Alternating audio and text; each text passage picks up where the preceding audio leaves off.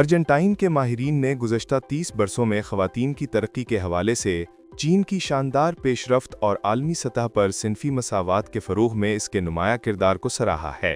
انہوں نے اپنے ان تجربات اور تاثرات کا اظہار 13 سے 14 اکتوبر تک بیجنگ میں خواتین پر منعقد ہونے والے عالمی لیڈروں کے اجلاس کے موقع پر کیا۔ میں نے سال 1995 میں بیجنگ میں منعقد ہونے والی خواتین پر اقوام متحدہ کی چوتھی عالمی کانفرنس میں شرکت کی تھی۔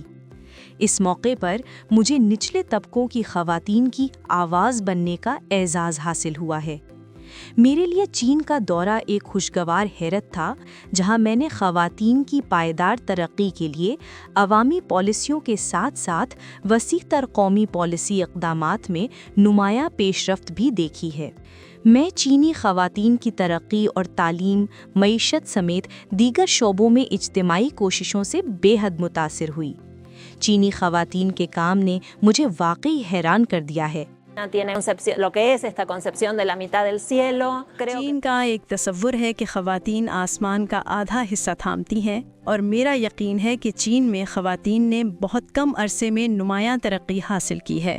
مجھے یقین ہے کہ یہ مکالماتی پلیٹ فارم ان ممالک کے لیے ایک بہترین موقع ہے جو ان شعبوں میں چین کی ترقی سے زیادہ واقف نہیں ہیں۔ اس پلیٹ فارم کے ذریعے وہ زیادہ گہری اور تفصیلی سمجھ حاصل کر سکتے ہیں، اور ساتھ ہی اس فریم ورک کے تحت کیے گئے چین کے بعض فیصلوں سے استفادہ بھی کر سکتے ہیں۔